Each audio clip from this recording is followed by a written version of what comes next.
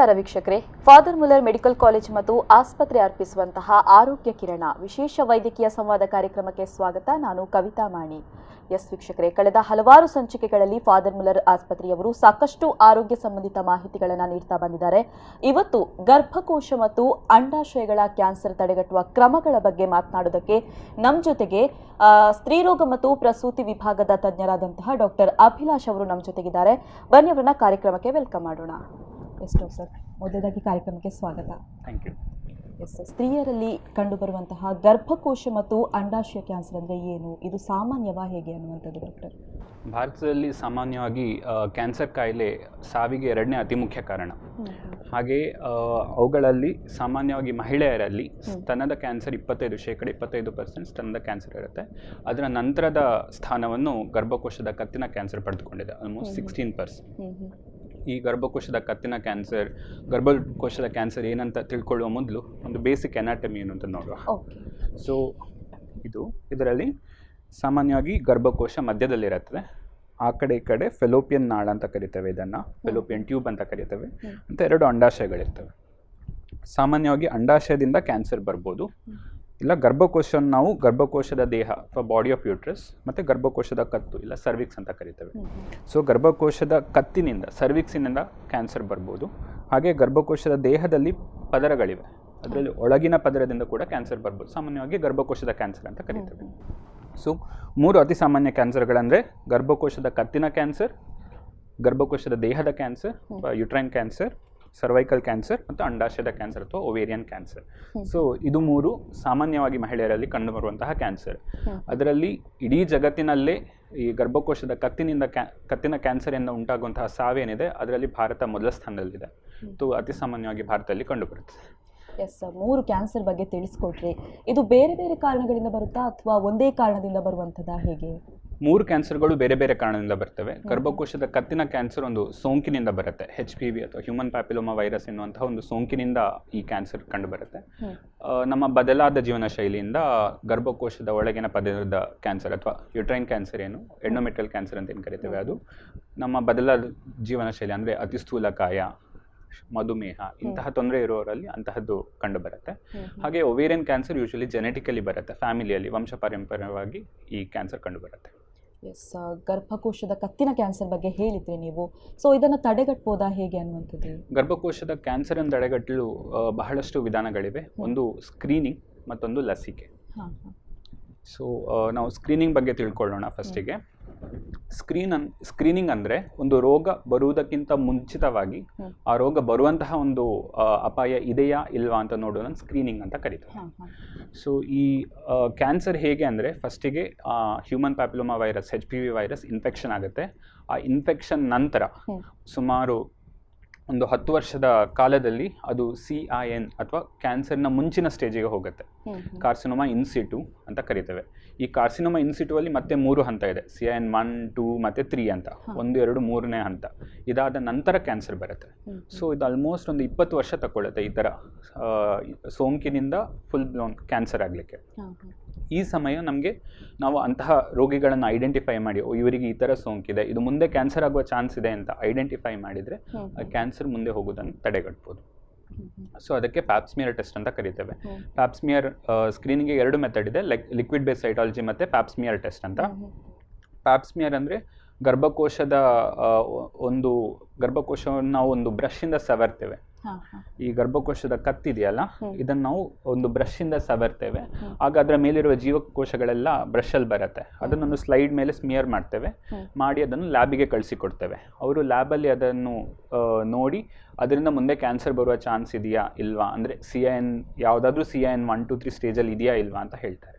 ಆ CINಗೆ ಸರಿಯಾದ ಚಿಕಿತ್ಸೆ ಕೊಟ್ಟರೆ ಅದು ಮುಂದೆ ಕ್ಯಾನ್ಸರ್ ಆಗೋದನ್ನು ತಡೆಗಟ್ಬೋದು. ಪ್ಯಾಪ್ಸ್ಮಿಯರ್ ಪರೀಕ್ಷೆ ಅಂತ ಹೇಳಿದ್ರಿ, ಇದನ್ನು ಹೇಗೆ ಮಾಡಲಾಗುತ್ತೆ, ಇದನ್ನು ಮಾಡಿಸಲೇಬೇಕಾ ಹೇಗೆ ಅನ್ನುವಂಥದ್ದು?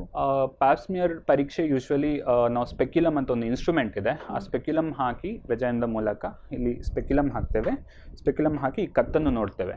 ನೋಡಿ ಒಂದು ಬ್ರಷ್ ಅನ್ನು ತಗೊಂಡು ಅದನ್ನು ಜಸ್ಟ್ ಸ್ಮಿಯರ್ ಮಾಡ್ತೇವೆ. ಇದರಲ್ಲಿ ನೋವೇನೂ ಆಗೋದಿಲ್ಲ. ಜಸ್ಟ್ ಸ್ಮಿಯರ್ ಮಾಡಿ ಒಂದು ಸ್ಲೈಡ್ ಮೇಲೆ ಸ್ಮಿಯರ್ ಮಾಡಿ ಅದನ್ನು ಪರೀಕ್ಷೆಗೆ ಕಳಿಸಿಕೊಡ್ತೇವೆ.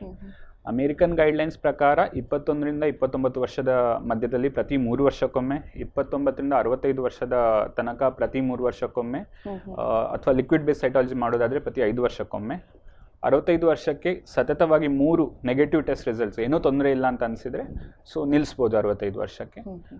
ಈ ರೀತಿಯಾಗಿ ಮಾಡಬೇಕು ಅಂತ ಅವ್ರು ಹೇಳ್ತಾರೆ. ಅದರಲ್ಲಿ ಲಿಕ್ವಿಡ್ ಬೇಸ್ ಸೈಟಾಲಜಿ ಅಂದರೆ ಅಲ್ಲಿಂದ ಜಸ್ಟ್ ಸ್ವಲ್ಪ ದ್ರವವನ್ನು ತಗೊಳ್ತಾರೆ. ಇದರಿಂದ 2 ಲಾಭ ಇದೆ. ಒಂದು ಪ್ಯಾಪ್ಸ್ಮಿಯರ್ ಥರ ಸ್ಮಿಯರ್ ಸಿಗುತ್ತೆ, ಹಾಗೆ ನಮಗೆ ಈ ರೋಗವನ್ನು ಉಂಟು ಮಾಡುವಂಥ HPV ವೈರಸ್ ಏನಿದೆ ಆ ವೈರಸ್ ಇದೆಯಾ ಇಲ್ವಾ ಅಂತ ಕೂಡ ಪತ್ತೆ ಮಾಡ್ಬೋದು.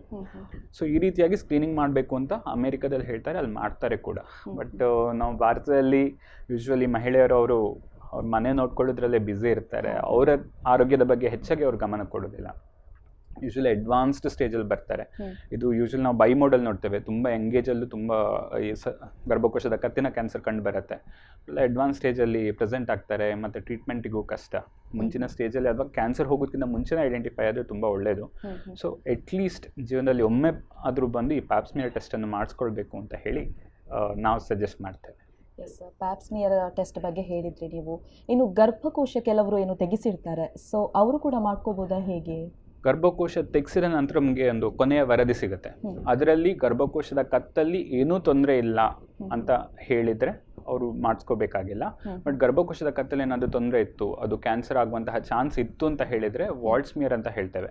ಗರ್ಭಕೋಶದ ತೆಗೆದಂತಹ ಜಾಗದಿಂದ ನಾವು ಸ್ಮಿಯರ್ ತೆಗಿತೇವೆ, ಸೇಮ್ ಇದೇ ವಿಧಾನದಲ್ಲಿ ಸ್ಮಿಯರ್ ತೆಗಿತೇವೆ. ಅದನ್ನು ಅವರು ಮಾಡಿಸ್ಕೊಳ್ತಾ ಇರಬೇಕು ರೆಗ್ಯುಲರ್ ಆಗಿ. ಈ ಒಂದು ಕ್ಯಾನ್ಸರ್ ಇಂತಹದೇ ಒಂದು ಏಜಲ್ಲಿ ಬರುವಂಥದ್ದು ಹೇಗೆ ಅನ್ನುವಂಥದ್ದು ಉಂಟಾ? ಇಂಡಿಯಾದಲ್ಲಿ ಬೈಮೋಡಲ್ ಪ್ರೆಸೆಂಟೇಷನ್ ಯೂಶಲಿ ಬೇಗ 20ರಿಂದ 30 ವರ್ಷದಲ್ಲಿ ಕೂಡ ಬರುತ್ತೆ. ಸೋಂಕಿರೋದ್ರಿಂದ ಬೇಗ ಸೋಂಕಾಗಿದೆ. ನಮ್ಮಲ್ಲಿ ಅರ್ಲಿ ಮ್ಯಾರೇಜ್ ಎಲ್ಲ ತುಂಬ ಕಾಮನ್. ಸೊ ಇಂತಹ ಸಿಚುವೇಷನಲ್ಲಿ ಬೇಗ ಬರುವಂತಹ ಚಾನ್ಸ್ ಇರುತ್ತೆ. ಇಲ್ಲ ಲೇಟ್ ಯಾವ ಏಜಲ್ಲಿ ಕೂಡ ಪ್ರೆಸೆಂಟ್ ಆಗ್ಬೋದು ಈ ಕ್ಯಾನ್ಸರ್. ಲೇಟ್ ಪ್ರೆಸೆಂಟೇಷನ್ ಕೂಡ ಇದೆ. ಎಸ್ ಡಾಕ್ಟರ್, ಈಗಾಗಲೇ ಪ್ಯಾಪ್ಸ್ಮಿಯರ್ ಬಗ್ಗೆ ಹೇಳ್ತಾ ಇದ್ರಿ ನೀವು, ಆ ಒಂದು ಟೆಸ್ಟ್ ಬಗ್ಗೆ ಹೇಳ್ತಾ ಇದ್ರಿ. ಸೊ ಇದನ್ನು ಇಂಥದೇ ಟೈಮಲ್ಲಿ ಮಾಡಬೇಕು ಅಂತ ಏನಾದರೂ ಲಿಮಿಟ್ಸ್ ಇದೆಯಾ, ಹೇಗೆ ಅನ್ನೋದು? ಇಲ್ಲ, ಯೂಶ್ವಲಿ ಋತುಸ್ರಾವದ ಸಮಯದಲ್ಲಿ ನಾವು ಮಾಡೋದಿಲ್ಲ ಈ ಟೆಸ್ಟ್. ಹಾಗೆ ಯಾರಿಗಾದ್ರೂ ಬೇರೆ ಲೈಂಗಿಕ ಸೋಂಕುಗಳಿದ್ರೆ ಆ ಸಮಯದಲ್ಲಿ ಕೂಡ ಮಾಡುವುದಿಲ್ಲ. ವೈ ಡಿಸ್ಚಾರ್ಜ್ ಏನಾದರೂ ಇದ್ದರೆ ನಾವು ಟ್ರೀಟ್ಮೆಂಟ್ ಕೊಡ್ತೇವೆ. ಫಸ್ಟಿಗೆ ಟ್ರೀಟ್ಮೆಂಟ್ ಕೊಟ್ಟು ಅದೊಮ್ಮೆ ಕ್ಯೂರ್ ಆದ ನಂತರ ಪ್ಯಾಪ್ಸ್ಮಿಯರ್ ಟೆಸ್ಟನ್ನು ಮಾಡ್ತೇವೆ. ಹಾಗೆ ಏಡ್ಸ್ ಸೋಂಕಿರುವವರಿಗೂ HIV ಸೋಂಕಿರುವವರು ಅವ್ರಿಗೆ ಪ್ರತಿ ವರ್ಷ ಮಾಡಿಸಬೇಕು. ಅವರಲ್ಲಿ ಈ ಕ್ಯಾನ್ಸರ್ ರಿಸ್ಕ್ ತುಂಬ ಹೈ ಇರುತ್ತೆ. ಸೊ ಪ್ರತಿ ವರ್ಷ ಮಾಡಿಸಬೇಕು.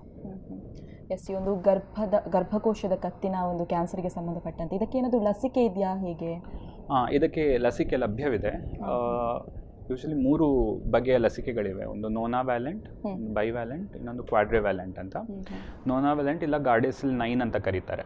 ಈ ಸೋಂಕನ್ನೇನು ಈ ಕ್ಯಾನ್ಸರನ್ನು ಉಂಟು ಮಾಡುವಂತಹ ವೈರಾಣು ಇದೆಯಲ್ಲ, ಅದರಲ್ಲಿ ಪ್ರಭೇದಗಳಿವೆ. ಸೊ 16, 18, 31, 33, 45, 52, 58 ಹೀಗೆ ಒಂದು 7 ಬಗೆಯ ಪ್ರಭೇದಗಳಿವೆ. ಹಾಗೆ 6 ಮತ್ತು 11 ಪ್ರಭೇದ ಅದು ಒಂದು ಜೆನೈಟಲ್ ವಾರ್ಡ್ಸ್ ಅಂತ ಒಂದು ರೋಗವನ್ನು ಮಾಡುತ್ತೆ. ಸೊ ಈ 9 ಪ್ರಭೇದಗಳ ವಿರುದ್ಧ ನಾವು ಲಸಿಕೆಯನ್ನು ಕೊಡ್ಬೋದು. ನೋನಾವೆಲೆಂಟ್ ವ್ಯಾಕ್ಸಿನ್ ಅಂತ ಕರಿತೇವೆ. ಬಟ್ ಭಾರತದಲ್ಲಿ ಸದ್ಯಕ್ಕೆ ಲಭ್ಯ ಇಲ್ಲ. ಅಮೇರಿಕಾದಲ್ಲೆಲ್ಲ ಅವೈಲೇಬಲ್ ಇದೆ. ಸೊ ನಮ್ಮಲ್ಲಿ ಇನ್ನೂ ಬಂದಿಲ್ಲ. ನಮ್ಮಲ್ಲಿ ಅವೈಲೇಬಲ್ ಇರೋದು ಬೈವ್ಯಾಲೆಂಟ್ ಮತ್ತು ಕ್ವಾಡ್ರಿವ್ಯಾಲೆಂಟ್ ವ್ಯಾಕ್ಸಿನ್. ಅಂದರೆ ಕೇವಲ 16 ಮತ್ತು 18 ಇಲ್ಲ 6, 11, 16, 18 ಇದು 4 ಪ್ರಭೇದಗಳ ವಿರುದ್ಧ ಲಸಿಕೆ ಲಭ್ಯವಿದೆ. ಸೊ ಸುಮಾರು 70% ಕ್ಯಾನ್ಸರ್ 16 ಮತ್ತು 18ರಿಂದ ಬರುತ್ತೆ, HPV ವೈರಸ್. ಹಾಗೆ 90% ಈ 9 ಕವರ್ ಮಾಡಿದರೆ 90% ರೋಗ ಈ ಕ್ಯಾನ್ಸರ್ ಉಂಟು ಮಾಡುವಂತಹ ವೈರಾಣುಗಳು ಕವರ್ ಆಗುತ್ತೆ. ಸ್ಟಿಲ್ 10% ನಾವು ಕವರ್ ಮಾಡಲಿಕ್ಕೆ ಆಗೋದಿಲ್ಲ. ಬೇರೆ ಬೇರೆ ಪ್ರಭೇದ ಇದೆ, ಎಲ್ಲವನ್ನು ಕಂಡು ಹಿಡಲಿಕ್ಕೆ ಎಲ್ಲದಕ್ಕೂ ಲಸಿಕೆ ಕೊಡಲಿಕ್ಕೆ ಸಾಧ್ಯ ಇಲ್ಲ. ಸೊ ಈ ಲಸಿಕೆ ಹೇಗೆ ಕೊಡ್ತಾರೆ ಅಂದರೆ ಸುಮಾರು 9ರಿಂದ 15 ವರ್ಷದ ಒಳಗಿನ ಮಕ್ಕಳಿಗೆ ಈ ಲಸಿಕೆಯನ್ನು ಕೊಡ್ತಾರೆ. 9ರಿಂದ 15 ವರ್ಷದ ಮಧ್ಯದಲ್ಲಿ ಈಗ ಬೈವ್ಯಾಲೆಂಟ್ ಕೊಡೋದಾದರೆ 0, 1, 6ನೇ ತಿಂಗಳಿಗೆ, ಅಂದರೆ ಇವತ್ತೊಂದು ತಗೊಂಡು 1 ತಿಂಗಳು ಬಿಟ್ಟು ಇನ್ನೊಂದು, 6 ತಿಂಗಳು ಬಿಟ್ಟು ಇನ್ನೊಂದು. ಹಾಗೆ ಕ್ವಾಡ್ರಿವ್ಯಾಲೆಂಟ್ ಕೊಡೋದಾದರೆ 0 to 6 ಅಂತ ಕರೀತಾರೆ. 2 ಮಂತ್ಸ್ ನಂತರ ಒಂದು, 6 ಮಂತ್ಸ್ ನಂತರ ಒಂದು ಕೊಡ್ತಾರೆ. ನೋನಾವೆಲೆಂಟ್ ಆದರೆ 15 ವರ್ಷದ ಒಳಗೆ ಕೊಡೋದ್ರೆ ಬರೀ 2 ಇಂಜೆಕ್ಷನ್ ಸಾಕು. 0 ಮತ್ತು 6ರಿಂದ 12 ತಿಂಗಳ ಮಧ್ಯದಲ್ಲಿ 1 ಇಂಜೆಕ್ಷನ್. ಸೊ ಈ ರೀತಿಯಾಗಿ ನಾವು ಲಸಿಕೆಗಳನ್ನು ಕೊಡ್ತೇವೆ. ಬಟ್ ಈ ಲಸಿಕೆ ಕೊಟ್ಟರು ಆಗ ಹೇಳಿದಾಗೆ 70% ಮಾತ್ರ ಕವರ್ ಆಗುತ್ತೆ. ಹಾಗೆ ಕ್ವಾಡ್ರಿವ್ಯಾಲೆಂಟ್ ಇದು ನೋನಾವೆಲೆಂಟ್ ಕೊಟ್ಟರೆ 90% ಮಾತ್ರ ಕವರ್ ಆಗುತ್ತೆ. ಸ್ಟಿಲ್ ಅವ್ರ ಪ್ಯಾಪ್ಸ್ಮಿಯರ್ ಟೆಸ್ಟನ್ನು ಹೇಗೆ ಗೈಡ್ಲೈನ್ಸ್ ಹೇಳ್ತಾ ಹಾಗೆ ಮಾಡಿಸ್ಲೇಬೇಕು. ಪ್ರತಿ 3 ವರ್ಷಕ್ಕೊಮ್ಮೆ ಪ್ಯಾಪ್ಸ್ಮಿಯರ್ ಮಾಡೋದನ್ನು ನಿಲ್ಲಿಸ್ಲಿಕ್ಕಾಗೋದಿಲ್ಲ, ಅದನ್ನು ಕಂಟಿನ್ಯೂಸ್ ಆಗಿ ಮಾಡ್ತಾನೆ ಇರಬೇಕು. ಇದೆಲ್ಲ ಮಾಡೋದ್ರಿಂದ ಸಂಪೂರ್ಣವಾಗಿ ಗುಣಮುಖರಾಗ್ತಾರಾ, ಹೇಗೆ? ಪ್ಯಾಪ್ಸ್ಮಿಯರ್ ಇದು ನಮ್ಮ ಏಮ್ ಏನಂದರೆ ಅವ್ರು ಕ್ಯಾನ್ಸರ್ ಬರೋದಕ್ಕಿಂತ ಮುಂಚೆನೇ ನಾವು ಕಂಡು ಹಿಡಿದು ಅವರಿಗೆ ಟ್ರೀಟ್ಮೆಂಟ್ ಕೊಡ್ತಾ ಇದ್ದೇವೆ. ಸೊ ಕ್ಯಾನ್ಸರ್ ಬರುವಂತಹ ಪ್ರಶ್ನೆಯೇ ಇಲ್ಲ. ಅದನ್ನೇ ನಾವು ಆ್ಯಕ್ಚುಲಿ NCD ಪ್ರೋಗ್ರಾಮ್ ಅಂತ ನಮ್ಮ ಜಿಲ್ಲೆಯಲ್ಲಿ ಇಂಟ್ರೊಡ್ಯೂಸ್ ಆಗಿತ್ತು, ಪೈಲಟ್ ಪ್ರಾಜೆಕ್ಟಾಗಿ ಇಂಟ್ರೊಡ್ಯೂಸ್ ಮಾಡಿದ್ರು. ಅದ್ರ ಪ್ರಕಾರ ವಯಾ ಮತ್ತು ವಿಲಿ ಅಂತ 2 ಟೆಸ್ಟ್ ಇತ್ತು. ಏನಿಲ್ಲ, ಜಸ್ಟ್ ಗರ್ಭಕೋಶದ ಕತ್ತನ್ನು ನೋಡಿ ಅದಕ್ಕೆ ಕೆಲವು ದ್ರಾವಣಾಂಶಗಳನ್ನು, ಲ್ಯೂಗಾಲ್ಸ್ ಅಯೋಡಿನ್ ಅಂತ ಕರೀತಾರೆ, ಆ ದ್ರಾವಣಾಂಶನ ಹಾಕ್ತಾಯಿದ್ರು. ಕ್ಯಾನ್ಸರ್ ಕಾರಕ ಸೋಂಕುಗಳಿದ್ದರೆ ಅದರ ಬಣ್ಣ ಬೇರೆ ಬದಲಾಗ್ತಿತ್ತು. ಸೊ ಇದನ್ನು ನೋಡಿಕೊಂಡು ಕ್ಯಾನ್ಸರ್ ಬರ್ಬೋದು ಅಂತ ಪ್ರೆಡಿಕ್ಟ್ ಮಾಡ್ತಾಯಿದ್ರು. ಪ್ರಾಥಮಿಕ ಆರೋಗ್ಯ ಕೇಂದ್ರಗಳಲ್ಲೆಲ್ಲ ನಡೀತಾ ಇತ್ತು, ಬಟ್ ಜನರು ಅಷ್ಟಾಗಿ ಬರ್ತಾ ಇರಲಿಲ್ಲ ಈ ಪ್ರೋಗ್ರಾಮಿಗೆ. ಸೊ ಹಾಗಾಗಿ ಆ ಪ್ರೋಗ್ರಾಮ್ ಈಗ ಸದ್ಯಕ್ಕೆ ರನ್ ಆಗ್ತಿಲ್ಲ. ದೊಡ್ಡ ದೊಡ್ಡ ಆಸ್ಪತ್ರೆಗಳು ನಾವು ಪ್ಯಾಪ್ಸ್ಮಿಯರ್ ಟೆಸ್ಟಲ್ಲಿ ಮಾಡ್ತೇವೆ. ಹಾಗೆ ಈ ವ್ಯಾಕ್ಸಿನೇಷನ್ ಕೂಡ ಎಲ್ಲರಿಗೆ ಸಾಮಾನ್ಯವಾಗಿ ಎಲ್ಲ ಜನರಿಗೆ ತಲುಪಬೇಕು ಅಂತ ಹೇಳಿ ಜಾಗತಿಕ ಆರೋಗ್ಯ ಸಂಸ್ಥೆ ಹೇಳಿದೆ. ಕಾಸ್ಟ್ ಎಫೆಕ್ಟಿವ್ನೆಸ್ ಕನ್ಸಿಡರ್ ಮಾಡ್ತಾ ಇದ್ದಾರೆ. ಇಂಡಿಯಾದಲ್ಲಿ ಇನ್ನೂ ಇಂಟ್ರೊಡ್ಯೂಸ್ ಆಗಿಲ್ಲ. ಯೂನಿವರ್ಸಲ್ ಇಮ್ಯುನೈಸೇಷನ್ ಪ್ರೋಗ್ರಾಮ್ ರೂಟೀನಾಗಿ ಗೌರ್ಮೆಂಟ್ ಏನು ಕೊಡುತ್ತೆ ಅದರಲ್ಲಿ ಇನ್ನೂ ಬಂದಿಲ್ಲ. ಪ್ರೈವೇಟಲ್ಲಿ ಹೋಗಿ ಹಾಕ್ಸ್ಕೊಳ್ಳೋರು ಹಾಕ್ಸ್ಕೋಬೋದು. ಇದನ್ನು ಈ ಲಸಿಕೆಯನ್ನು ಹುಡುಗರು ಮತ್ತು ಹುಡುಗಿಯರಿಗೆ ಇಬ್ಬರಿಗೂ ಕೂಡ ಹಾಕಿಸ್ತಾರೆ. ಯಾಕಂದರೆ ಯೂಶ್ವಲಿ ಸೋಂಕು ಹುಡುಗರಿಂದ ಹುಡುಗಿಯರಿಗೆ, ಮುಂದೆ ಪುರುಷರಿಂದ ಮಹಿಳೆಯರಿಗೆ ಸ್ಪ್ರೆಡ್ ಆಗುವಂಥದ್ದು. ಸೊ ಪುರುಷರು ಕೂಡ ಇದಕ್ಕೆ ವ್ಯಾಕ್ಸಿನೇಷನ್ ಮಾಡಿಸ್ಕೊಂಡ್ರೆ ಒಳ್ಳೆಯದು ಅಂತ ಹೇಳಿ ಅವರಿಗೆ ಕೂಡ ಈ ಲಸಿಕೆಯನ್ನು ಕೊಡ್ತಾರೆ. ಹಾಗೆ 15 ವರ್ಷದ ಒಳಗೆ ಕೊಡಬೇಕು ಅಂತ ಹೇಳ್ತಾರೆ, ಬಟ್ 26 ವರ್ಷದ ತನಕ ಕೂಡ ಕೊಡ್ಬೋದು, ತೊಂದರೆ ಇಲ್ಲ ಅಂತ ಹೇಳಿ ಜಾಗತಿಕ ಆರೋಗ್ಯ ಸಂಸ್ಥೆ ಹೇಳಿದೆ. ಹಾಗೆ ಇದು ಕೇವಲ ಗರ್ಭಕೋಶದ ಕತ್ತಿನ ಕ್ಯಾನ್ಸರ್ ಮಾತ್ರ ಅಲ್ಲ, ಪುರುಷರಲ್ಲಿ ಗುದದ್ವಾರದ ಕ್ಯಾನ್ಸರ್ ಏನಾಗುತ್ತೆ, ಏನಲ್ ಕ್ಯಾನ್ಸರ್, ಅದರ ಎಗೇನ್ಸ್ಟ್ ಕೂಡ ಪ್ರೊಟೆಕ್ಷನ್ ಕೊಡುತ್ತೆ. ಎಸ್, ಈ ಒಂದು ಸಮಸ್ಯೆಗೆ ಲಸಿಕೆಯನ್ನು ಹೇಗೆ ಹಾಕೋದು ಅಂತ ಹೇಳಿದ್ರಿ ನೀವು. ಸೊ ಇದಕ್ಕೆ ಲಸಿಕೆಯನ್ನು ಹೊರತುಪಡಿಸಿ ಬೇರೆ ಏನಾದರೂ ಚಿಕಿತ್ಸೆಗಳಿದೆಯಾ, ಹೇಗೆ? ಇಲ್ಲ, ಇದೆರಡು ಬೆಸ್ಟ್ ಮೆಥಡ್. ಸೊ ನಾವು ಮುಂದೆ ಬರೋದನ್ನು ಪ್ರಿಡಿಕ್ಟ್ ಮಾಡ್ಬೋದು. ಲಸಿಕೆ ಮತ್ತು ಪ್ಯಾಪ್ಸ್ಮಿಯರ್ ಸ್ಕ್ರೀನಿಂಗ್ ಟೆಸ್ಟ್ ಏನಿದೆ, ಇದು ಬಿಟ್ಟು ಸದ್ಯಕ್ಕೆ ನಮಗೆ ಬೇರೆ ಯಾವುದು ಮೆಥಡ್ಸ್ ಅವೈಲೇಬಲ್ ಇದಕ್ಕೆ. ಯಾಕಂದರೆ ಇದು ಸೋಂಕಿನಿಂದ ಉಂಟಾಗುವಂತಹ ಕಾಯಿಲೆ. ಸೋಂಕನ್ನು ಪತ್ತೆ ಮಾಡಿದರೆ ನಾವು ಅದಕ್ಕೆ ಸರಿಯಾದ ಚಿಕಿತ್ಸೆ ಕೊಟ್ಟರೆ ಮುಂದೆ ಹೋಗೋದನ್ನು ತಡಿಬೋದು. ಎಸ್, ಏನು ಗರ್ಭಕೋಶದ ಕ್ಯಾನ್ಸರ್ಗೆ ಸಂಬಂಧಪಟ್ಟಂತೆ ಇದನ್ನು ತಡೆಗಟ್ಟಲು ಸಾಧ್ಯವಾ, ಹೇಗೆ? ಗರ್ಭಕೋಶದ ಕ್ಯಾನ್ಸರ್ ಅಂದರೆ ಗರ್ಭಕೋಶದ ಒಳಪದರದ ಕ್ಯಾನ್ಸರ್, ಎಂಡೋಮೆಟ್ರಿಯಲ್ ಕ್ಯಾನ್ಸರ್ ಅಂತ ಏನು ಕರಿತೇವೆ, ಸಾಮಾನ್ಯವಾಗಿ ನಮ್ಮ ಜೀವನ ಶೈಲಿಯಿಂದ ಬರುವಂಥದ್ದು. ಅತಿ ಸ್ಥೂಲಕಾಯ, ಮಾರ್ಬಿಡ್ ಒಬೆಸಿಟಿ, BMI ಅಂತ ನಾವು ಕ್ಯಾಲ್ಕುಲೇಟ್ ಮಾಡ್ತೇವೆ. ವೆಯ್ಟ್ KGSಲ್ಲಿ ತಗೊಂಡು, ಹೈಟ್ ಮೀಟರ್ ಸ್ಕ್ವೇರಲ್ಲಿ ತಗೊಂಡು ಡಿವೈಡ್ ಮಾಡಿ, ಹೈಟ್ ಇನ್ ಸ್ಕ್ವೇರ್ಸ್ ಮಾಡಿದರೆ BMI ಸಿಗುತ್ತೆ. ಸೊ 18ರಿಂದ 25 ನಾರ್ಮಲ್, 25ರಿಂದ 30 ಸ್ವಲ್ಪ ಜಾಸ್ತಿ ತೂಕದವರು, 30ರಿಂದ 35 ಮೈಲ್ಡ್ ಒಬೆಸಿಟಿ, 35ರಿಂದ 40 ಮಾಡ್ರೇಟ್ ಒಬೆಸಿಟಿ, 40ರ ಮೇಲೆ ಹೋದರೆ ಅವರು ಸ್ಥೂಲಕಾಯರು, ಅತಿ ಸ್ಥೂಲಕಾಯರು ಅಥವಾ ಮಾರ್ಬಿಡ್ ಒಬೆಸಿಟಿ ಅಂತ ಕರೀತಾರೆ. ಸೊ ಈ ಒಬೀಸ್ ಪೇಷಂಟ್ಸಲ್ಲಿ ಈ ರೋಗ ಕಂಡು ಬರುತ್ತೆ. ಏನಾಗುತ್ತೆ ಅಂದರೆ ತುಂಬ ದಪ್ಪ ಇರುವವರಲ್ಲಿ ಹಾರ್ಮೋನ್ಸ್, ದೇಹದಲ್ಲಿ ಏನು ಹಾರ್ಮೋನ್ ಇದೆ ಅದು ಹೆಚ್ಚು ಕಮ್ಮಿ ಆಗುತ್ತೆ. ಸೊ ಈಸ್ಟ್ರೋಜನ್ ಅತಿಯಾಗಿ ಉತ್ಪತ್ತಿ ಆಗ್ಲಿಕ್ಕೆ ಸ್ಟಾರ್ಟ್ ಆಗುತ್ತೆ. ಈಸ್ಟ್ರೋಜನ್ ಯಾವಾಗ ಅತಿಯಾಗಿರುತ್ತೆ, ಗರ್ಭಕೋಶದ ಒಳಗಿನ ಪದರ ಇದೆಲ್ಲ ಅದು ದಪ್ಪ ಆಗ್ತಾ ಹೋಗುತ್ತೆ. ಸೊ ಅದರಿಂದ ಕ್ಯಾನ್ಸರ್ ಬರುವಂತಹ ಚಾನ್ಸ್ ಇರುತ್ತೆ. ಹಾಗೆ ಮಕ್ಕಳಾಗದೇ ಇರೋರು, ನಲ್ಲಿ ಪ್ಯಾರಸ್ ಅಂತ ಏನು ಕರಿತೇವೆ, ಅವರಲ್ಲಿ ಕೂಡ ಈ ಕ್ಯಾನ್ಸರ್ ರಿಸ್ಕು ಜಾಸ್ತಿ. ಯಾಕಂದರೆ ಯೂಶ್ವಲಿ ಪ್ರೆಗ್ನೆನ್ಸಿ ಟೈಮಲ್ಲಿ ಈ ಹಾರ್ಮೋನ್ಸ್ ಎಲ್ಲ ಒಂದು ಲೆವೆಲ್ಗೆ ಸಪ್ರೆಸ್ ಆಗಿರುತ್ತೆ. ಪ್ರೊಜೆಸ್ಟ್ರಾನ್ ಏನಿದೆ, ಪ್ರೆಗ್ನೆನ್ಸಿ ಹಾರ್ಮೋನ್, ಅದು ಈ ಈಸ್ಟ್ರೋಜನ್ ಎಫೆಕ್ಟನ್ನು ಕೌಂಟರ್ ಮಾಡುತ್ತೆ. ಸೊ ಪ್ರೆಗ್ನೆನ್ಸಿ ಇಲ್ಲ ಅಂದರೆ ಇದಕ್ಕೆ ಕೌಂಟರ್ ಇರಲ್ಲ, ಹೆಚ್ಚಾಗಿ ಈಸ್ಟ್ರೋಜನ್ ಕ್ರೋನಿಕ್ ಎಕ್ಸ್ಪೋಜರ್ ಇರುತ್ತೆ. ಹಾಗಾಗಿ ಅವರು ಕೂಡ ಈ ಕ್ಯಾನ್ಸರಿಗೆ ಅಧಿಕ ರಿಸ್ಕಲ್ಲಿರ್ತಾರೆ, ಅಪಾಯದಲ್ಲಿರ್ತಾರೆ. ಹಾಗೆ ಇನ್ನೊಂದು ರಿಸ್ಕ್ ಫ್ಯಾಕ್ಟರ್ ಅಂದರೆ PCOS ಅಂತ ಏನು ಈಗ ಕರಿತೇವೆ, ತುಂಬ ಸಾಮಾನ್ಯವಾಗಿ ಕಂಡುಬರೋದು. ಎಲ್ಲರಿಗೂ PCOS ಅಂತ ಹೇಳ್ತಾರೆ. ಸೊ PCOS ಒಂದು ಕಾಯಿಲೆ ಅಲ್ಲ, ಅದು ಬೇಸಿಕಲಿ ಹಾರ್ಮೋನ್ಗಳ ಹೆಚ್ಚು ಕಮ್ಮಿ ಆಗೋದು ಅಷ್ಟೇ. ಯಾಕಂದರೆ ನಮ್ಮ ಲೈಫ್ ಸ್ಟೈಲ್, ನಾವೀಗ ಏನು ಎಲ್ಲಿಗೆ ಹೋದರೂ ಬರೀ ಸ್ಪ್ರೈಟ್, ಪೆಪ್ಸಿ ಇದನ್ನೇ ತಗೊಳ್ತೀವಿ, ಪಿಜ್ಜಾ, ಬರ್ಗರ್ ಯೂಸ್ ಮಾಡ್ತೀವಿ. ನಮ್ಮದು ಲೈಫ್ ಸ್ಟೈಲ್ ಫುಲ್ ಚೇಂಜ್ ಆಗಿದೆ. ಸೊ ಈವನ್ ಫಿಸಿಕಲ್ ಆ್ಯಕ್ಟಿವಿಟಿ ಇಲ್ಲ, ಹೆಚ್ಚಾಗಿ ನಾವು ಓದ್ತಾ ಇರ್ತೀವಿ, ಇಲ್ಲ ಸ್ಟೂಡೆಂಟ್ಸ್ ಎಲ್ಲ ಚಿಕ್ಕ ಪ್ರಾಯದಿಂದಲೇ ಎಲ್ಲರೂ ಬರೀ ಮನೆ ಕನ್ಫೈನ್ ಆಗಿರ್ತಾರೆ, ಆಟೋಟಗಳಲ್ಲಿ ಯಾರೂ ಪಾರ್ಟಿಸಿಪೇಟ್ ಮಾಡೋದಿಲ್ಲ. ಇದೆಲ್ಲದರಿಂದ ಸ್ಥೂಲಕಾಯ ಬರುತ್ತೆ. ಸೊ ಅದರಿಂದ ಇಂತಹ ಪ್ರಾಬ್ಲಮ್ಗಳೆಲ್ಲ ಬರುತ್ತೆ. ಇನ್ನೊಂದು ಆ್ಯಂಗಲ್ ಅಂದರೆ ಈ ಗರ್ಭಕೋಶದ ಒಳಪದರದ ಕ್ಯಾನ್ಸರ್ ಫ್ಯಾಮಿಲಿಯಲ್ಲಿ ಕೂಡ ರನ್ ಆಗ್ಬೋದು, ಲಿನ್ಸ್ ಸಿಂಡ್ರೋಮ್ ಅಂತ ಕರಿತೇವೆ. ಸೊ ಈ ರೀತಿ ಫ್ಯಾಮಿಲಿಯಲ್ಲಿ ರನ್ ಆಗುವಾಗ ಗೊತ್ತಿರೋದು, ಈಗ ತಾಯಿಗೆ, ಅಕ್ಕ ತಂಗಿಯಂದ್ರಿಗೆ ಯಾರಿಗಾದ್ರೂ ಇದ್ದರೆ ಅವರು ಕೂಡ ಇದ್ರ ಬಗ್ಗೆ ಜಾಗ್ರತೆ ಮಾಡಬೇಕು. ಎಸ್ ಡಾಕ್ಟರ್, ನೀವು ಗರ್ಭಕೋಶದ ಕ್ಯಾನ್ಸರನ್ನು ತಡೆಗಟ್ಟುವ ಕ್ರಮಗಳ ಬಗ್ಗೆ ಮಾತನಾಡ್ತಾ ಇದ್ರಿ. ಈ ಬಗ್ಗೆ ಇನ್ನಷ್ಟು ಮಾಹಿತಿಯನ್ನು ತಿಳಿಸ್ಕೊಡಿ ಡಾಕ್ಟರ್. ಸೊ ನಾವು ಯಾವುದೆಲ್ಲ ಕಾರಣದಿಂದ ಕ್ಯಾನ್ಸರ್ ಬರುತ್ತೆ ಅಂತ ನೋಡಿದ್ವಿ. ಇದನ್ನು ಹೇಗೆ ತಡೆಗಟ್ಟಬಹುದು, ಆ ಅಪಾಯವನ್ನು ಎಷ್ಟರ ಮಟ್ಟಿಗೆ ಕಡಿಮೆ ಮಾಡಬಹುದು ಅಂತ ನೋಡೋಣ. ಒಂದು ನಮ್ಮ ಜೀವನ ಶೈಲಿಯ ಮಾಡಿಫಿಕೇಷನ್, ಆದಷ್ಟು ಹೆಲ್ದಿ ಫುಡ್ ತಗೊಳ್ಳೋದು, ಎಕ್ಸಸೈಸ್ ರೆಗ್ಯುಲರ್ಲಿ ಮಾಡೋದು, ಇದರಿಂದ ಈ ಕ್ಯಾನ್ಸರ್ ಬರೋದನ್ನು ಸ್ವಲ್ಪ ತಡೆಗಟ್ಟಬಹುದು. ಸ್ಟಡೀಸ್ ಪ್ರಕಾರ ಏನು ಹೇಳ್ತಾರೆ ಅಂದರೆ ತೂಕ ಕಮ್ಮಿ ಮಾಡೋದ್ರಿಂದ ಈ ಕ್ಯಾನ್ಸರ್ ರಿಸ್ಕನ್ನು 50-80% ಕಮ್ಮಿ ಮಾಡ್ಬೋದು. ಅಷ್ಟರ ಮಟ್ಟಿಗೆ ಅದರ ಅಪಾಯವನ್ನು ಕಮ್ಮಿ ಮಾಡ್ಕೊಳ್ಬೋದು ಅಂತ ಹೇಳ್ತಾರೆ. ಸೊ ಡೆಫಿನೆಟ್ಲಿ ತೂಕ ಕಮ್ಮಿ ಮಾಡ್ಕೊಳ್ಳೋದು ಒಂದು ಮುಖ್ಯ ವಿಧಾನ. ಆನಂತರ ಫ್ಯಾಮಿಲಿ ಹಿಸ್ಟ್ರಿ ಇರುವವರು ಯೂಶ್ವಲಿ ರೆಗ್ಯುಲರ್ಲಿ ಚೆಕಪ್ಪಿಗೆ ಬರಬೇಕಾಗತ್ತೆ. ಈ PCOS ಅಥವಾ ಮಕ್ಕಳಿಲ್ಲದೆ ಇರೋರು ಇವರಿಗೆಲ್ಲ ಈ ಕ್ಯಾನ್ಸರ್ ಒಂಥರ ಬೇಗ ಕಾಣಿಸಿಕೊಳ್ಳುತ್ತೆ. ಅತಿಯಾದ ಬ್ಲೀಡಿಂಗ್ ರೀತಿಯಲ್ಲಿ ಇದು ಕಾಣಿಸಿಕೊಳ್ಳುತ್ತೆ. ಸೊ ಯಾವಾಗಾದರೂ ಏನಾದರೂ ಪ್ರಾಬ್ಲಮ್, ಈಗ ಮಕ್ಕಳಾಗದೇ ಇರೋರು, PCOS ಇರೋರು, ಅವರಲ್ಲಿ ಅತಿಯಾದ ಬ್ಲೀಡಿಂಗ್ ಯಾವುದೇ ಟೈಮಿಗೆ ಕೂಡ ಆದರೆ ಅವ್ರು ಕೂಡಲೇ ಆಸ್ಪತ್ರೆಗೆ ಬಂದು ತಜ್ಞರನ್ನು ಕಾಣಬೇಕು. ಹಾಗೆ ಯೂಶ್ವಲಿ 35-40 ವರ್ಷಗಳ ನಂತರ ಯಾರಿಗಾದ್ರೂ ಅತ್ಯಧಿಕ ಋತುಸ್ರಾವ ಆಗ್ತಾ ಇದೆ ಅಂತ ಹೇಳಿದರೆ ಅವರು ಕೂಡ ಕೂಡಲೇ ಆಸ್ಪತ್ರೆಗೆ ಬಂದು ತೋರಿಸ್ಬೇಕು. ಯೂಶ್ವಲಿ ಈ ಕ್ಯಾನ್ಸರಿಗೆ ಕೂಡ ಸರ್ವೈಕಲ್ ಕ್ಯಾನ್ಸರ್ ಥರನೇ ಕ್ಯಾನ್ಸರ್ಗಿಂತ ಮುಂಚಿನ ಒಂದು ಸ್ಟೇಜ್ ಇರುತ್ತೆ. ಇದರಲ್ಲಿ ಹೈಪೋಪ್ಲೇಸಿಯಾ ಅಂತ ಕರಿತೇವೆ, ಅಥವಾ ಗರ್ಭಕೋಶದ ಒಳ ಪದರ ದಪ್ಪ ಆಗೋದು ಅಂತ ಕರಿತೇವೆ. ಈ ಸ್ಟೇಜಲ್ಲೇ ನಾವು ಐಡೆಂಟಿಫೈ ಮಾಡಿ ಟ್ರೀಟ್ಮೆಂಟ್ ಕೊಟ್ಟರೆ ಅದು ಕ್ಯಾನ್ಸರ್ ಆಗೋದನ್ನು ನಾವು ತಡೆಗಟ್ಬೋದು.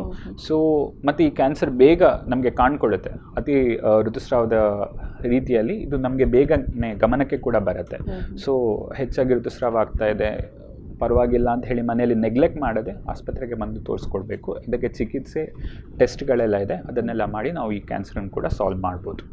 ಎಸ್ ಡಾಕ್ಟರ್, ಗರ್ಭಕೋಶ ಒಂದು ಕ್ಯಾನ್ಸರ್ ಯಾವ ರೀತಿಯಲ್ಲಿ ತಡೆಗಟ್ಬೋದು ಅಂತ ಹೇಳಿದ್ರಿ.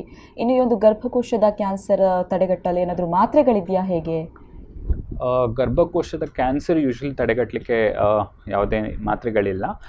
ಆದರೆ ಓಸಿಪಿಲ್ಸ್, ಹಾರ್ಮೋನ್ ಮಾತ್ರೆ, ಏನು ಪ್ರೆಗ್ನೆನ್ಸಿ ತಡೆಗಟ್ಟಲಿಕ್ಕೆ ಏನು ಯೂಸ್ ಮಾಡ್ತೇವೆ, ಆ ಮಾತ್ರೆಯನ್ನು 1 ವರ್ಷ ಬಳಸಿದರೆ ಸುಮಾರು 10% ಅಷ್ಟು ಈ ಗರ್ಭಕೋಶದ ಕ್ಯಾನ್ಸರ್ ರಿಸ್ಕ್ ಕಮ್ಮಿ ಆಗುತ್ತೆ ಅಂತ ಸ್ಟಡೀಸ್ ಹೇಳಿದೆ. ಕಂಬೈನ್ಡ್ ಪಿಲ್ಸ್ ತಗೋಬೇಕು, ಬರೀ ಈಸ್ಟ್ರೋಜನ್ ತಗೊಂಡ್ರೆ ಪ್ರಯೋಜನ ಇಲ್ಲ. ಈಸ್ಟ್ರೋಜನ್ ಪ್ಲಸ್ ಪ್ರೊಜೆಸ್ಟ್ರಾನ್ ಇರುವಂತಹ ಒಂದು ಮಾತ್ರೆ ಏನಿದೆ ಅದು ತಗೊಂಡ್ರೆ ಇದನ್ನು ಕಮ್ಮಿ ಮಾಡ್ಬೋದು. ಹಾಗೆ ಬೇರೆ ವಿಧಾನಗಳು ಲೈಕ್ ಮಗುವಿಗೆ ಹಾಲುಣಿಸುವುದು, ಬ್ರೆಸ್ಟ್ ಫೀಡಿಂಗ್, ಏನು ಈಗಿನ ಮಾಡರ್ನ್ ಸೊಸೈಟಿಯಲ್ಲಿ ಟೈಮ್ ಇಲ್ಲ ಮಗುವಿಗೆ ಬ್ರೆಸ್ಟ್ ಫೀಡಿಂಗ್ ಮಾಡಲಿಕ್ಕೂ, ಹೆಚ್ಚಿನವರಿಗೆ ಟೈಮ್ ಇರಲ್ಲ. ಬಟ್ ಬ್ರೆಸ್ಟ್ ಫೀಡಿಂಗಿಂದ ಎಷ್ಟು ಅಡ್ವಾಂಟೇಜ್ ಇದೆ ಅಂದರೆ ಮಗುವಿಗೆ ಪರಿಪೂರ್ಣ ಆಹಾರ ಪ್ರಥಮವಾಗಿ, ಅದು ಬಿಟ್ಟರೆ ತಾಯಿಗೆ ಗರ್ಭಕೋಶದ ಒಳಪದರದ ಕ್ಯಾನ್ಸರ್ ರಿಸ್ಕ್ ಹಾಗೂ ಅಂಡಾಶಯದ ಕ್ಯಾನ್ಸರ್ ರಿಸ್ಕ್ ಎರಡನ್ನೂ ಕೂಡ ಈ ಬ್ರೆಸ್ಟ್ ಫೀಡಿಂಗ್ ಕಮ್ಮಿ ಮಾಡುತ್ತೆ. ಸೊ ತಾಯಂದಿರಿಗೆ ಕೂಡ ಹಾಗೆ ಅವರು ಪ್ರೆಗ್ನೆನ್ಸಿಯಲ್ಲಿ ಏನು ವೆಯ್ಟ್ ಗೇನ್ ಆಗಿರುತ್ತೆ ಅದನ್ನು ಲೂಸ್ ಮಾಡಲಿಕ್ಕೆ ಕೂಡ ಬ್ರೆಸ್ಟ್ ಫೀಡಿಂಗ್ ಹೆಲ್ಪ್ ಮಾಡುತ್ತೆ. ಸೊ ಈ ಇದರ ಮೂಲಕ ನಾವು ಆದಷ್ಟು ಬ್ರೆಸ್ಟ್ ಫೀಡಿಂಗ್ಗೆ ಎಂಕರೇಜ್ ಮಾಡಬೇಕು. ಎಸ್, ಅಂಡಾಶಯ ಕ್ಯಾನ್ಸರ್ ಅಂತ ಹೇಳಿದರೆ ಇದನ್ನು ಯಾವ ರೀತಿಯಲ್ಲಿ ತಡೆಗಟ್ಬೋದು, ಈ ಒಂದು ಅಂಡಾಶಯ ಕ್ಯಾನ್ಸರನ್ನು? ಅಂಡಾಶಯ ಕ್ಯಾನ್ಸರ್ ಮುಖ್ಯವಾಗಿ ಜೆನೆಟಿಕಲಿ ಬರುತ್ತೆ. ಸೊ ವಂಶಪಾರಂಪರ್ಯವಾಗಿ ಬರುತ್ತೆ. ಸೊ ಇದರಲ್ಲಿ ಇರೋ ಎಲ್ಲ ಕ್ಯಾನ್ಸರ್ಗಳಲ್ಲಿ ತುಂಬ ಕೆಟ್ಟ ಕ್ಯಾನ್ಸರ್ ಅಂದರೆ ಅಂಡಾಶಯದ ಕ್ಯಾನ್ಸರ್. ಯಾಕಂದರೆ ಗೊತ್ತೇ ಆಗೋದಿಲ್ಲ. ಸಾಮಾನ್ಯವಾಗಿ ಅವರಿಗೆ ಯಾವುದೇ ಸಿಂಪ್ಟಮ್ಸ್ ಕೂಡ ಇರೋದಿಲ್ಲ, ಜಸ್ಟ್ ಹೊಟ್ಟೆ ಉಬ್ಬರ ಬರುತ್ತೆ, ಗ್ಯಾಸ್ಟ್ರಿಕ್ ಅಂತ ಅಂದ್ಕೊಂಡ್ಬಿಡ್ತಾರೆ, ಆ ಥರ ಪ್ರೆಸೆಂಟ್ ಆಗುತ್ತೆ. ನೋಡ್ಲಿಕ್ಕೆ ಹೋದರೆ ಅಡ್ವಾನ್ಸ್ ಸ್ಟೇಜ್ 3, ಸ್ಟೇಜ್ 4 ಕ್ಯಾನ್ಸರ್ ಕಂಡ್ಕೊಂಡ್ಬಿಡುತ್ತೆ. ಸೊ ಅದಕ್ಕೆ ಆದಷ್ಟು ಜಾಗ್ರತೆ ಮುಂಚೆಯಿಂದ ಮಾಡೋದು ಒಳ್ಳೆಯದು. ಸ್ಕ್ರೀನಿಂಗ್ ಟೆಸ್ಟ್ ಇದಕ್ಕೆ ಅವೈಲೇಬಲ್ ಇಲ್ಲ. CA-125 ಲೆವೆಲ್ಸ್ ಇದೆ, ಹಾಗೆ ಇನ್ನೊಂದು ಟೆಸ್ಟ್ ಸ್ಕ್ಯಾನಿಂಗ್, ಎರಡರಲ್ಲಿ ಕೂಡ ಐಡೆಂಟಿಫೈ ಮಾಡ್ಬೋದಂತ ಸ್ಟಡಿ ಮಾಡಿದರು, ಬಟ್ ಎರಡರಲ್ಲಿ ಕೂಡ ಕಂಡುಹಿಡಲಿಕ್ಕೆ ಆಗೋದಿಲ್ಲ ಅಂತ ಕನ್ಕ್ಲೂಷನಿಗೆ ಬಂದರು. ಸೊ ಆದಷ್ಟು ಬೇರೇನಾದರೂ ಲೈಕ್ ಫ್ಯಾಮಿಲಿ ಹಿಸ್ಟ್ರಿ ಇದ್ದರೆ ಆದಷ್ಟು ರೆಗ್ಯುಲರ್ಲಿ ಚೆಕಪ್ಪಿಗೆ ಬರೋದೊಂದೇ ವಿಧಾನ. ಎಸ್, ವಂಶಪಾರಂಪರಿಕವಾಗಿ ಒಂದು ಕ್ಯಾನ್ಸರ್ ಬರುತ್ತೆ ಅಂತ ಹೇಳಿದ್ರಿ. ವಂಶಪಾರಂಪರಿಕವಾಗಿ ಹೇಗೆ ಬರುತ್ತೆ ಈ ಒಂದು ಕ್ಯಾನ್ಸರ್? ಇದನ್ನು ತಡೆಗಟ್ಟಲು ಸಾಧ್ಯವಿಲ್ವಾ, ಹೇಗೆ? ವಂಶಪಾರಂಪರ್ಯವಾಗಿ ಈ ಅಂಡಾಶಯದ ಕ್ಯಾನ್ಸರ್ ಮೇನ್ಲಿ BRCA1 ಮತ್ತು BRCA2 ಅನ್ನೋ 2 ಜೀನ್ಗಳಿವೆ. ಈ ಜೀನ್ ಮ್ಯೂಟೇಷನಿಂದ ಬರುತ್ತೆ. ಸಾಮಾನ್ಯವಾಗಿ ಸ್ತನದ ಕ್ಯಾನ್ಸರ್ ಈ ಥರ ಬರುತ್ತೆ, breast cancer. So BRCA1, BRCA2 ಎರಡೂ ಕೂಡ ಬ್ರೆಸ್ಟ್ ಕ್ಯಾನ್ಸರ್ ಇದ್ದು ಜೀನ್ಸ್. ಸೊ BRCA1 ಮ್ಯೂಟೇಷನ್ ಇದ್ದರೆ 85% ರಿಸ್ಕ್ ಬ್ರೆಸ್ಟ್ ಕ್ಯಾನ್ಸರ್ ಇದ್ದಿರುತ್ತೆ. ಹಾಗೆ BRCA2 ಮ್ಯೂಟೇಷನ್ ಇದ್ದರೂ 80% ರಿಸ್ಕ್ ಆಲ್ಮೋಸ್ಟ್ ಬ್ರೆಸ್ಟ್ ಕ್ಯಾನ್ಸರ್ ಇದ್ದಿರುತ್ತೆ. ಹಾಗೆ BRCA1 40% ಅಂಡಾಶಯದ ಕ್ಯಾನ್ಸರ್ ರಿಸ್ಕ್ ಇರುತ್ತೆ. ಹಾಗೆ BRCA2 10% ಅಂಡಾಶಯದ ಕ್ಯಾನ್ಸರ್ ರಿಸ್ಕ್ ಇರುತ್ತೆ. ಸೊ ಮನೇಲಿ ಯಾರಿಗಾದರೂ ಅಂಡಾಶಯದ ಕ್ಯಾನ್ಸರ್ ಇದ್ದರೆ, ಇಲ್ಲ ಬ್ರೆಸ್ಟ್ ಕ್ಯಾನ್ಸರ್ ಇದ್ದರೆ, ಮತ್ತೆ ಬ್ರೆಸ್ಟ್ ಕ್ಯಾನ್ಸರ್ ಇಲ್ಲ ಅಂಡಾಶಯದ ಕ್ಯಾನ್ಸರ್ ಇಲ್ಲ ಗರ್ಭಕೋಶದ ಕ್ಯಾನ್ಸರ್ ಬರುವಂತಹ ರಿಸ್ಕ್ ಇರುತ್ತೆ. ಈವನ್ BRCA1 ಗರ್ಭಕೋಶದ ಕ್ಯಾನ್ಸರ್ 10% ರಿಸ್ಕ್ ಇರುತ್ತೆ ಬರುವಂಥದ್ದು. ಲಿನ್ ಸಿಂಡ್ರೋಮ್ ಅಂತಿದೆ, ಅದು ಗರ್ಭಕೋಶದ ಕ್ಯಾನ್ಸರ್ 50% ಗರ್ಭಕೋಶದ ಕ್ಯಾನ್ಸರ್ ಬರೋ ರಿಸ್ಕ್ ಇರುತ್ತೆ. ದೊಡ್ಡ ಕರುಳಿನ ಕ್ಯಾನ್ಸರ್ ಸುಮಾರು 80% ಜನರಲ್ಲಿ ದೊಡ್ಡ ಕರುಳಿನ ಕ್ಯಾನ್ಸರ್ ಬರುವಂತಹ ಚಾನ್ಸ್ ಇರುತ್ತೆ. ಅದು ಲಿನ್ ಸಿಂಡ್ರೋಮ್ ಅಂತ ಕರಿತೇವೆ. ಇದೆರಡು ಜೆನೆಟಿಕಲಿ ರನ್ ಆಗುವಂತಹ ಕ್ಯಾನ್ಸರ್ಸ್. ಸೊ ಇದನ್ನು ತಡೆಗಟ್ಟುವುದಂದರೆ ನಮ್ಗೆ ಗೊತ್ತಿರುತ್ತೆ ಫ್ಯಾಮಿಲಿಯಲ್ಲಿ ಇವರಿಗಿದೆ ಬ್ರೆಸ್ಟ್ ಕ್ಯಾನ್ಸರ್ ಇವರಿಗೆ, ಆ ಥರ ಗೊತ್ತಿರುವಾಗ ರೆಗ್ಯುಲರ್ ಸ್ಕ್ರೀನಿಂಗ್ ಮಾಡಬೇಕು. ಸೊ ಮನೆಯಲ್ಲಿ ಅತಿ ಚಿಕ್ಕ ವಯಸ್ಸಲ್ಲಿ ಯಾರಿಗೆ ಬಂದಿರುತ್ತೆ ಅಂದರೆ ಸುಮಾರು ಇಂತಹ ಕ್ಯಾನ್ಸರ್ಗಳು ಜೆನೆಟಿಕಲಿ ರನ್ನಿಂಗ್ ಕ್ಯಾನ್ಸರ್ಸ್ ಬೇಗ ಪ್ರೆಸೆಂಟ್ ಆಗುತ್ತೆ. 25 ವರ್ಷ 30 ವರ್ಷಕ್ಕೆ ಕ್ಯಾನ್ಸರ್ ಬರುವಂತಹ ಚಾನ್ಸ್ ಇರುತ್ತೆ ಇವರಿಗೆ ಜೆನೆಟಿಕಲಿ ಪ್ರೋನ್ ಆಗಿರೋದ್ರಿಂದ. ಸೊ ಈ ಥರ ಮನೆಯಲ್ಲಿ ಯಾರಿಗೆ ಅತಿ ಚಿಕ್ಕ ವಯಸ್ಸಲ್ಲಿ ಬಂದಿರೋದು ಅದಕ್ಕಿಂತ ಒಂದು 5 ವರ್ಷ ಮುಂಚೆನೇ ಇವರು ಸ್ಕ್ರೀನಿಂಗಿಗೆ ಸ್ಟಾರ್ಟ್ ಮಾಡಬೇಕು. ಮತ್ತು ಹಾಲಿವುಡ್ನ ಖ್ಯಾತ ಅಭಿನೇತ್ರಿ ಆಂಜಲಿನಾ ಜೂಲಿ ಎಲ್ಲರಿಗೆ ಗೊತ್ತು. ಅವರು 2 ಬ್ರೆಸ್ಟನ್ನು ತೆಗೆಸ್ಕೊಂಡ್ರು. ಫಸ್ಟಿಗೆ ಜೆನೆಟಿಕ್ ಟೆಸ್ಟ್ ಮಾಡಿದರು, BRCA1 ಪಾಸಿಟಿವ್ ಬಂತು. ಕೂಡಲೇ ಅವರು ಬ್ರೆಸ್ಟನ್ನು ತೆಗೆಸ್ಕೊಂಡ್ರು, ಅದನ್ನು ಮ್ಯಾಸ್ಟೆಕ್ಟಮಿ ಅಂತ ಕರೀತಾರೆ. ಹಾಗೆ ಸ್ವಲ್ಪ ವರ್ಷದ ನಂತರ ಅವರು ಅಂಡಾಶಯಗಳನ್ನು ಕೂಡ ತೆಗೆಸ್ಕೊಳ್ತಾರೆ, ಪ್ರೊಫಿಲಾಕ್ಟಿಕ್ ಓಫರೆಕ್ಟಮಿ ಅಂತ ಕರೀತಾರೆ. ಸೊ ಈ ರೀತಿ ಮುಂದೆ ಕ್ಯಾನ್ಸರ್ ಬರುವಂತಹ ಚಾನ್ಸ್ ಇದೆ, ಅದಕ್ಕಾಗಿ ಈಗಲೇ ನಾವು ಬ್ರೆಸ್ಟ್ ಮತ್ತು ಇದನ್ನು ಎರಡನ್ನು ತೆಗೆಸ್ಕೊಳ್ತಾರೆ ಅವರು. ಸೊ ಇದು ಪಾಸಿಬಲ್ ಇದೆ. ಬಟ್ ಪ್ರಾಬ್ಲಮ್ ಅಂದರೆ genetic testing, BRCA1 2 genetic testing ತುಂಬ ಕಾಸ್ಟ್ಲಿ. ಜೀನ್ಸನ್ನು ಟೆಸ್ಟ್ ಮಾಡುವಂಥದ್ದು ಯೂಶ್ವಲಿ ಸಾಮಾನ್ಯರ ಕೈಗೆ ಎಟುಕಲಿಕ್ಕಿಲ್ಲ. ಸೊ ಆ ಥರ ರಿಸ್ಕ್ ಇದೆ ಅಂತ ಹೇಳಿದರೆ ನಮಗೆ ಬೇರೆ ವಿಧಾನಗಳಿವೆ. ಅದೇ ಅಂಡಾಶಯಗಳನ್ನು ಮುಂಚಿತವಾಗಿ ಕ್ಯಾನ್ಸರ್ ಅತಿ ಚಿಕ್ಕ ಪ್ರಾಯದಲ್ಲಿ ಎಲ್ಲಿ ಬಂದಿರುತ್ತೆ ಅದಕ್ಕಿಂತ ಒಂದು 5 ವರ್ಷ ಮುಂಚೆನೇ ಅಂಡಾಶಯಗಳನ್ನು ತೆಗೆದುಬಿಡ್ತಾರೆ. ಎಲ್ಲ BRCA1 ಯೂಶ್ವಲಿ 35 ವರ್ಷಕ್ಕೆ ತೆಗಿಬೇಕು, BRCA2 40 ವರ್ಷದ ಅರೌಂಡ್ ತೆಗಿಬೇಕು ಅಂತ ಹೇಳ್ತಾರೆ. ಈ ಥರ ಅಂಡಾಶಯಗಳನ್ನು ತೆಗೆದಾದ ನಂತರ ಕ್ಯಾನ್ಸರ್ ಬಂದ ರಿಸ್ಕ್ ಕಮ್ಮಿ ಆಗುತ್ತೆ, ಕಂಪ್ಲೀಟಾಗಿ ಹೋಗೋದಿಲ್ಲ. ಯಾಕಂದರೆ ಈಗಿನ ಥಿಯರಿ ಪ್ರಕಾರ ಅಂಡಾಶಯದ ಕ್ಯಾನ್ಸರ್ ಅಂಡಾಶಯದಿಂದ ಬರೋದಿಲ್ಲ, ಇಲ್ಲಿ ಫೆಲೋಪಿಯನ್ ಟ್ಯೂಬ್ ಇದೆಯಲ್ಲ, ಈ ಫೆಲೋಪಿಯನ್ ನಾಳ ಇದೆಯಲ್ಲ, ಇದು ಈ ಕೊನೆಯಿಂದ ಬರುತ್ತೆ. ಇನ್ಫಂಡಿಬಿಲಮ್ ಅಂತ ಕರೀತೇವೆ, ಬೆರಳುಗಳ ಥರ ಇರುತ್ತೆ ಫೆಲೋಪಿಯನ್ ಟ್ಯೂಬ್. ಸೊ ಈ ಎಂಡಿಂದ ಕ್ಯಾನ್ಸರ್ ಉದ್ಭವ ಆಗುತ್ತೆ ಅಂತ ಈಗಿನ ಒಂದು ಪ್ರೆಸೆಂಟ್ ಥಿಯರಿ ಇದೆ. ಸೊ ಅದ್ರ ಪ್ರಕಾರ ನಾವೀಗ ಏನು ಮಾಡ್ತೇವೆ ಅಂದರೆ ಅಂಡಾಶಯ ಯೂಶ್ವಲಿ ಚಿಕ್ಕ ಪ್ರಾಯದಲ್ಲೆಲ್ಲ ಗರ್ಭಕೋಶ ತೆಗೆಯುವಾಗ ಅಂಡಾಶಯವನ್ನು ಹಾಗೆ ಬಿಡ್ತೇವೆ. ಇಂತಹ ಆಪರೇಷನ್ ಮಾಡುವಾಗ ನಾವು ಫೆಲೋಪಿಯನ್ ನಾಳಗಳನ್ನು ತೆಗೆದು ಬಿಡ್ತೇವೆ. ಸೊ ದಟ್ ಅಂಡಾಶಯ ಬಿಡ್ತೇವೆ, ಗರ್ಭಕೋಶದ ಜೊತೆಗೆ ಫೆಲೋಪಿಯನ್ ನಾಳಗಳನ್ನು ತೆಗೆಯುತ್ತೇವೆ. ಸೊ ದಟ್ ಆ ಫೆಲೋಪಿಯನ್ ನಾಳಗಳಿಂದ ಏನು ಕ್ಯಾನ್ಸರ್ ಬರುತ್ತೆ ಅದು ಬರದೇ ಇರಲಿ ಅಂತ.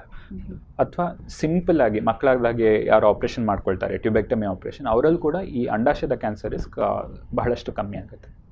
ಇದಾಗ ಮಾತ್ರೆ ಇಲ್ವಾ ಅಂತ ಕೇಳಿದ್ರಲ್ಲ, ಈ ಅಂಡಾಶಯದ ಕ್ಯಾನ್ಸರಿಗೆ ಅವರು ಹೇಳೋ ಪ್ರಕಾರ OC ಪಿಲ್ಸ್, ಅದೇ ಸೇಮ್ ಕಂಬೈನ್ಡ್ ಓರಲ್ ಹಾರ್ಮೋನಲ್ ಪಿಲ್ ಏನಿದೆ ಆ ಮಾತ್ರೆಯನ್ನು ತಗೊಂಡ್ರೆ 5 ವರ್ಷ ತಗೊಂಡ್ರೆ ಸುಮಾರು 60% ಅಷ್ಟು ರಿಸ್ಕ್ ಕಮ್ಮಿ ಆಗುತ್ತೆ ಅಂತ ಐಡೆಂಟಿಫೈ ಮಾಡಿದ್ದಾರೆ. ಸೊ ಈ ರೀತಿಯಾಗಿ ರಿಸ್ಕನ್ನು ನಾವು ಕಮ್ಮಿ ಮಾಡ್ಬೋದು. ಬಟ್ ಕಂಪ್ಲೀಟ್ ಪ್ರಿವೆನ್ಷನ್ ಇದರಲ್ಲಿ ಸಾಧ್ಯ ಇಲ್ಲ. ಈ ರೋಗ ಬರುತ್ತೆ ಅಂತ ಪ್ರೆಡಿಕ್ಟ್ ಮಾಡಲಿಕ್ಕೆ ಅದೇ ಜೆನೆಟಿಕ್ ಟೆಸ್ಟಿಂಗಿಂದ ಒಂದು ಸಾಧ್ಯ ಇದೆ, ಫ್ಯಾಮಿಲಿ ಹಿಸ್ಟ್ರಿ ಇದ್ದರೆ. ಅದರ್ವೈಸ್ ನಾವು ಹಾಗೆ ಪ್ರೆಡಿಕ್ಟ್ ಮಾಡಲಿಕ್ಕೆ ಕೂಡ ಕಷ್ಟ.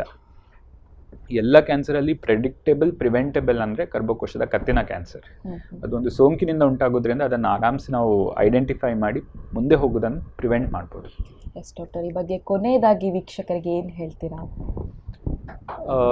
ಎಟ್ಲೀಸ್ಟ್ ಕನಿಷ್ಠ ಒಂದು ಬಾರಿ ಆದರೂ ಆಸ್ಪತ್ರೆಗೆ ಬಂದು ನಿಮ್ಮ ತಜ್ಞ ವೈದ್ಯರನ್ನು ಮೀಟ್ ಮಾಡಿ ಟೆಸ್ಟ್ ಮಾಡಿಸ್ಕೊಳ್ಳಿ. ಸಾಮಾನ್ಯವಾಗಿ ಈಗ ಫೆಬ್ರವರಿ 4ಗೆ ನಾವು ಜಾಗತಿಕ ಕ್ಯಾನ್ಸರ್ ದಿನಾಚರಣೆ ಆಚರಿಸಿದ್ದೇವೆ.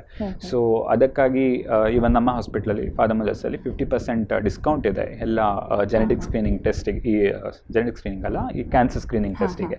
ಸೊ ನಾವು general health checkup, Pap smear test, breast ಕ್ಯಾನ್ಸರಿಗೆ ಮ್ಯಾಮೋಗ್ರಾಮ್, ಹಾಗೆ ಬ್ರೆಸ್ಟ್ ಎಕ್ಸಾಮಿನೇಷನ್, ಸೊ ಸ್ಕ್ಯಾನಿಂಗ್, ಇದಿಷ್ಟಕ್ಕೆ 50% ಆಫಲ್ಲಿ ನಾವು ಮಾಡ್ತಾ ಇದ್ದೇವೆ. ಹೆಚ್ಚಿನ ಕಡೆಯಲ್ಲಿ ಇರುತ್ತೆ. ಸೊ ಅಟ್ಲೀಸ್ಟ್ ಈ ವಾರದಲ್ಲಾದರೂ ಒಮ್ಮೆ ತಜ್ಞ ವೈದ್ಯರನ್ನು ಭೇಟಿ ಮಾಡಿ ಈ ಕ್ಯಾನ್ಸರಿಗೆಲ್ಲ ಸ್ಕ್ರೀನಿಂಗ್ ಟೆಸ್ಟನ್ನು ಮಾಡಿಸ್ಕೊಳ್ಳಿ. ಏನಾದರೂ ರಿಸ್ಕ್ ಇದ್ದರೆ ಫ್ಯಾಮಿಲಿ ಹಿಸ್ಟ್ರಿ ತಗೊಳ್ಳುವಾಗ ನಾವು ಅಸೆಸ್ ಮಾಡ್ತೇವೆ ಇವರಿಗೆ ಮುಂದೆ ಕ್ಯಾನ್ಸರ್ ಬರುವ ರಿಸ್ಕ್ ಇದೆಯಾ ಅಂತ. ಆ ಥರ ಏನಾದರೂ ರಿಸ್ಕ್ ಇದ್ದರೆ ರೆಗ್ಯುಲರ್ ಆಗಿ ಚೆಕಪ್ಪಿಗೆ ಬನ್ನಿ ಅಂತ ಕರಿತೇವೆ. ಸೊ ರಿಸ್ಕ್ ಏನಾದರೂ ಇರೋರು ರೆಗ್ಯುಲರ್ ಆಗಿ ಚೆಕಪ್ಪಿಗೆ ಬನ್ನಿ. ಹಾಗೆ ಮನೆಯಲ್ಲಿ ಚಿಕ್ಕ ಹೆಣ್ಮಕ್ಳಿದ್ದರೆ ಈ ಲಸಿಕೆ ಕನ್ಸಿಡರ್ ಮಾಡ್ಬೋದು. 9 ರಿಂದ 15 ವರ್ಷದೊಳಗೆ ಎಫೋರ್ಡೆಬಲ್ ಇದ್ದರೆ ಖಂಡಿತವಾಗಿ ಲಸಿಕೆ ಬಹಳಷ್ಟು ಉಪಯುಕ್ತವಾಗಿದೆ. ಎಸ್ ಡಾಕ್ಟರ್, ಇಷ್ಟು ಹೊತ್ತು ನಮ್ಮ ಜೊತೆಗಿದ್ದು ಗರ್ಭಕೋಶದ ಕ್ಯಾನ್ಸರ್ ಆಗಿರ್ಬೋದು, ಅಂಡಾಶಯದ ಕ್ಯಾನ್ಸರ್ ಆಗಿರ್ಬೋದು ಸಾಕಷ್ಟು ಮಾಹಿತಿಯನ್ನು ನೀಡಿದ್ರಿ. ಧನ್ಯವಾದ ಡಾಕ್ಟರ್. Thank you. ಎಸ್, ನೋಡಿದ್ರಲ್ವ ವೀಕ್ಷಕರೇ, ಗರ್ಭಕೋಶದ ಕ್ಯಾನ್ಸರ್ ಹಾಗೆ ಅಂಡಾಶಯದ ಕ್ಯಾನ್ಸರನ್ನು ಯಾವ ರೀತಿಯಲ್ಲಿ ತಡೆಗಟ್ಬೋದು, ಇದು ಬರೋದಕ್ಕೆ ಕಾರಣ ಏನು, ಇವೆಲ್ಲದನ್ನು ಕೂಡ ತಿಳಿಸ್ಕೊಟ್ರು ನಮ್ಮ ಡಾಕ್ಟರ್. ಇದಾಗಿತ್ತು ಈ ಹೊತ್ತಿನ ವಿಶೇಷ. ನಿರಂತರ ಸುದ್ದಿ, ಮಾಹಿತಿ, ಮನೋರಂಜನೆಗಾಗಿ ನೋಡ್ತಾ ಇರಿ V4 ನ್ಯೂಸ್. ಮುನ್ನುಡಿ ಮುನ್ನಡೆಗಾಗಿ.